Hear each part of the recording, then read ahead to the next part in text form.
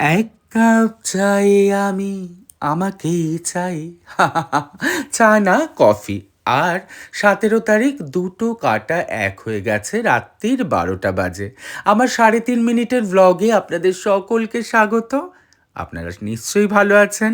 আর আমিও মোটামুটি দুধেদের জন্য লাগেজ প্যাক করে নিয়েছি। আর এই সুন্দর সুন্দর ব্যাগটা আমাকে গিফট করেছে আমার বোন।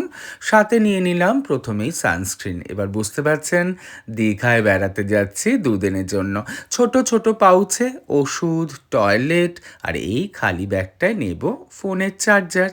ওকেও তো খেতে দিতে হবে। আর সাথে আমার প্রিয় জলের বোতল। এই সেটটা আমি সকালে পরে যাব, তাই সমস্ত কিছু গুছিয়ে সকাল সকাল যাতে তাড়াহুড়োর মধ্যে ঠিক জিনিসটা পড়তে পারি, তাই সব কিছু গুছিয়ে নিলাম। সাথে একটা মাফলার নিলাম, শীত তাই না। আর আমার এই প্রিয় সানগ্লাসটা। হায় হায় হায়, একটা ভীষণ মিস্টেক করেছিলাম এক সময়।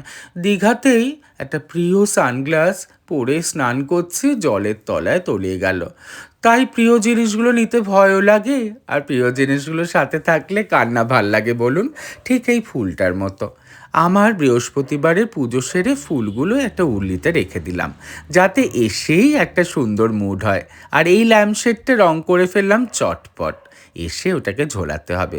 সারা রাত প্রায় জেগে সকালবেলায় একবার স্নান পুজো সেরে 1 কাপ কফি নিয়ে নিচে লাগেজ নিয়ে কফিতে চুমুক দিতে দিতে ওয়েট করতে না করতেই বোনের একমাত্র ছেলে কনক আর কুণালের ছোট ভাই কার্গিল এসে হাজির।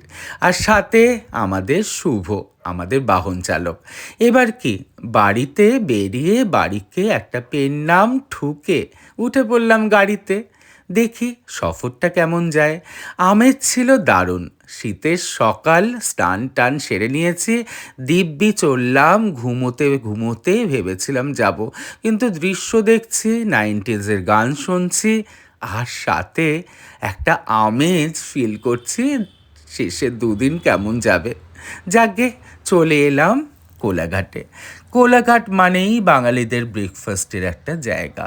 আর তার সাথে ওয়েট করছিল আমার বোন দেবযানী দত্তগুপ্ত, ব্র্যাকেটে মিঠু। উফ, আমার মেকআপ যেন নষ্ট না হয়ে যায়। আর কি এটা বলল।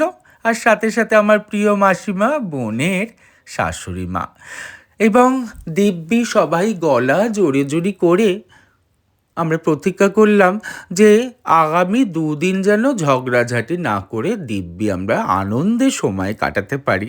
সাথে নিয়ে নিলাম প্রিয় বেশ কিছু জল খাবার। আর সাথে এই যে পোচ না হলে হয় বাঙালিদের ঘুরতে যাওয়া।